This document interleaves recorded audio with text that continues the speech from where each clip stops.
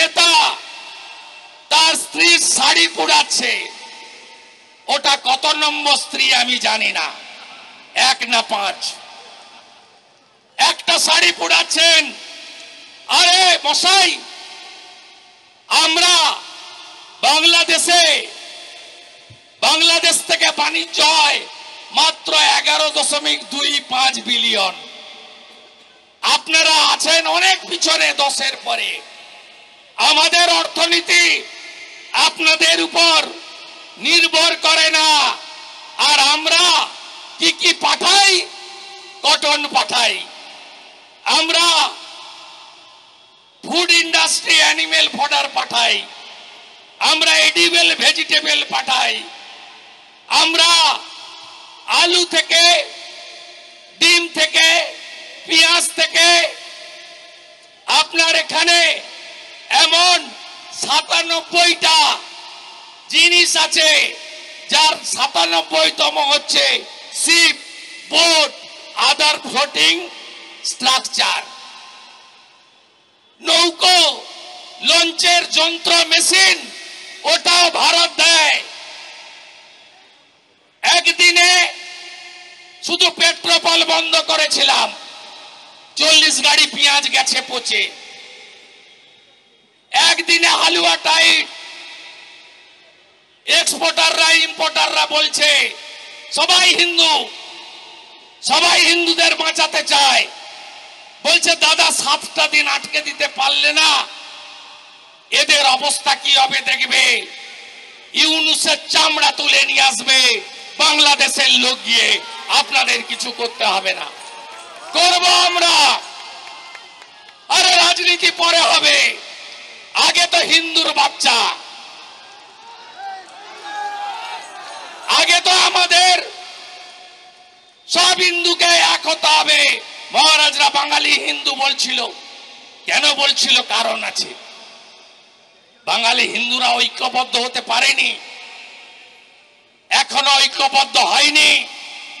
ভাবছেন শ্যামপুরে মেরেছে, বাগনানে তো কিছু হয়নি, বাউরিয়ায় ঢিল মেরেছে, উলবেড়িয়ায় তো কিছু হয়নি। আরে বেলডাঙ্গাতে কার্তিক পুজোয় ভেঙেছে, কাটুয়া কালনায় কার্তিকের গায়ে তো হাত দেয়নি। তাই মহারাজরা বলছিলেন বাঙালি হিন্দু তুমি এক হও। কারণ রাজস্থানের হিন্দুরা ঐক্যবদ্ধ হয়েছে, ইউপির হিন্দুরা ঐক্যবদ্ধ হয়েছে, যোগীজির বাণী গ্রহণ করেছে। হরিয়ানা বাটেঙ্গে তো কাটেঙ্গে, এক रहेंगे तो सेफ रहेंगे। মহারাষ্ট্রে ছত্রপতি শিবাজী মহারাজের মাটি ঐক্যবদ্ধ হয়েছে। সেখানে ঔরঙ্গজেব, যোগীজি ওখানে গিয়ে আরেকটা লাইন অ্যাড করেছিলেন। হরিয়ানায় বলেছিলেন বাটেঙ্গে তো কাটেঙ্গে, এক रहेंगे तो सेफ रहेंगे। আর মহারাষ্ট্রে গিয়ে যোগীজি বলেছেন বাটেঙ্গে তো নির্মমতা কা শহীদ কাটেঙ্গে। ঔরঙ্গজেব কেটেছিল। তাই মহারাষ্ট্র ভূমে বাংলাদেশের মানুষ আর তরকারিতে পেঁয়াজ ব্যবহার করতে পারবে না। আপনারা রসুন আদা বন্ধ করে দিলে, সয়াবিন তেল বন্ধ করে দিলে আমরা আর এগুলো আমাদের রান্নায় ব্যবহার করতে পারবো না। এটা তো আপনারা দুঃস্বপ্ন দেখছেন যে এদেরকে আমরা পানিতে, ভাতে, তরকারিতে ওদের বঞ্চিত করব। আপনারা পশু রপ্তানি অর্থাৎ গরু বিশেষ করে গরু রপ্তানি আজকে 5-6 বছর ধরে বন্ধ করে দিয়েছে। বাংলাদেশের মানুষ বাড়িতে বাড়িতে, গ্রামে গ্রামে তারা গরুর খামার, ছাগলের খামার গড়ে তুলে এক কোরবানি ঈদেই 1,20,00,000 গবাদি পশু জবাই হয়, সেইটার ব্যবস্থা করেছে। এবং প্রতি বছর সাধারণ মানুষের মাংসের যে প্রয়োজন হয় সেটারও এদেশের মানুষ ব্যবস্থা করেছে। তা আপনারা ভুলে যাবেন না, এদেশের মানুষ অত্যন্ত শ্রমপ্রিয়, কষ্টপ্রিয়। তারা তাদের প্রয়োজনীয় পেঁয়াজ, রসুন, আদা যেগুলো আমরা আমদানি করি সেগুলো তারা উৎপাদন করতে এবং অতিমাত্রায় উৎপাদন করতে পিছপা থাকে না।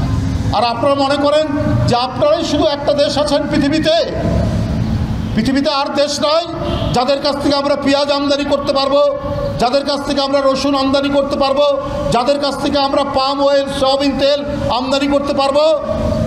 সেই সব দেশ নেই? সেই সব দেশ তো আছে। আপনারা মনে করেছেন ওগুলো বন্ধ করে দিলে বাংলাদেশের মানুষের অবস্থা কাহিল হবে। অবস্থা কাহিল হচ্ছে আপনাদের নিউ মার্কেটের সব কোনো দোকান চলে না, আপনাদের কলকাতার কি বলে হোটেলগুলো বন্ধ হয়ে গেছে, আপনাদের মার্কেটগুলো বন্ধ হওয়ার উপক্রম। কিন্তু বাংলাদেশের মানুষই তারা কলকাতায় গিয়ে, ভারতে গিয়ে ডলার খরচ করে তারা সেখানে কেনাকাটা করত, চিকিৎসা করত। হাসপাতাল আর চলবে না। বাংলাদেশের মানুষ ডলার খরচ করে সেখানে চিকিৎসা করাতো, আর হয়তো একটু ট্যুরিজম হতো। আপনারা বন্ধ করে দিয়ে মনে করেছেন বাংলাদেশের মানুষ বোধহয় এতে অস্থির হয়ে যাবে। বাংলাদেশের মানুষ আনন্দিত। আপনাদের চাইতে বাংলাদেশ যে একটি দেশ, এই দেশের আয়তন এবং লোক সংখ্যা অনুযায়ী আমাদের অনেক মেডিকেল কলেজ আছে, আমাদের অনেক হাসপাতাল আছে। আপনারা কিসের অহংকার করেন? মানুষ যেত, একটু চিকিৎসাও করালাম, আবার একটু ঘুরে টুরেও দেখলাম। প্রয়োজন হলে থাইল্যান্ড যাবে, মালয়েশিয়া যাবে, ইন্দোনেশিয়া যাবে, অন্য দেশে যাবে। আপনাদের মতো হিংসাশ্রয়ী, আপনারা যারা আমাদের প্রতি ঘৃণা পোষণ করেন, সেই দেশে মানুষ যেতে চায় না। কারণ এরা রক্তমূল্য দিয়ে স্বাধীনতা কেনা এই জাতিকে আপনি বঞ্চিত করে, এই জাতিকে আপনি ভয় দেখিয়ে আপনাদের নতজানু করবেন, সেই জাতি বাংলাদেশ নয়। বন্ধুরা আমার, রিপাবলিক বাংলা বলেছে যে চট্টগ্রামকে ভারতের অংশ হিসাবে দাবি করা। আরও কত মিথ্যা অপপ্রচার দিয়েছে। আমরা বলেছি একটি স্বাধীন সার্বভৌম দেশে আপনারা দাবি করলে, আমিও এর আগে বলেছি, আমরাও আমাদের নবাবের এলাকা ওই বাংলা, উড়িষ্যা এবং বিহার আমরা দাবি করব। এটা তো আমাদের ন্যায্য পাওনা। কিন্তু এই কথা আমরা বলতে চাই না। অনেক সংগ্রাম, আন্দোলন, ব্রিটিশ বিরোধী সংগ্রাম এই উপমহাদেশের লোক একসাথে আমরা করেছি। কিন্তু আপনারা সাম্প্রদায়িকতার ধোঁয়া তুলে ভারতকে যেমন বিভাজন করছেন, ভারতের স্বাধীনতার পর থেকে গণতন্ত্রের যে একটি ঐতিহ্য ছিল সেটাকে যেমন ভুলুণ্ঠিত করছেন, আর সেই সাম্প্রদায়িকতার ধোঁয়া তুলে কট্টর হিন্দুবাদীদেরকে উস্কে দিয়ে আপনারা চাচ্ছেন উপমহাদেশে আপনাদের আধিপত্য কায়েম করতে। আপনাদের এই বিদ্বেষপূর্ণ মনোভাব, আপনাদের এই হিংসাশ্রয়ী মনোভাব, আপনাদের এই ধরনের অপরকে ঘৃণা করার মনোভাবের কারণে আজকে নেপাল আপনাদের সাথে নেই, আজকে ভুটান আপনাদের সাথে আর নেই, আজকে শ্রীলঙ্কা আপনাদের সাথে নেই, আজকে মালদ্বীপ আপনাদের সাথে নেই, পাকিস্তান তো নেই প্রথম থেকে, বাংলাদেশ আপনাদের সাথে নেই। শুধুমাত্র আপনাদের অহংকার এবং একের পর এক শোষণের যে আগ্রাসনের যে মনোবৃত্তি, এই কারণে। তাই বন্ধুরা আমার, আমি আপনাদের যারা এখানে উপস্থিত হয়েছেন, আজকে আমরা বাংলাদেশি পণ্য আমরা কিনে হব ধন্য, এই স্লোগান দিয়ে আমরা নিজেদের উৎপাদিত, এই যে এখানে অনেক শ্রমিক দাঁড়িয়ে আছেন, তারা যে শ্রম দিয়ে উৎপাদন করে, আমাদের ব্যবসায়ী, আমাদের যে সমস্ত কাপড়ের দোকান, আমাদের যে সমস্ত পণ্যের দোকান, টুথপেস্ট, টুথব্রাশ, সাবান, তারপরে নারিকেল তেল, সরিষার তেল, আমাদের দেশের ব্যবসায়ীরা, আমাদের দেশের মিল মালিকরা যেটা উৎপাদন করে আমরা সেটাই ব্যবহার করব, সেটাই বিক্রি করব।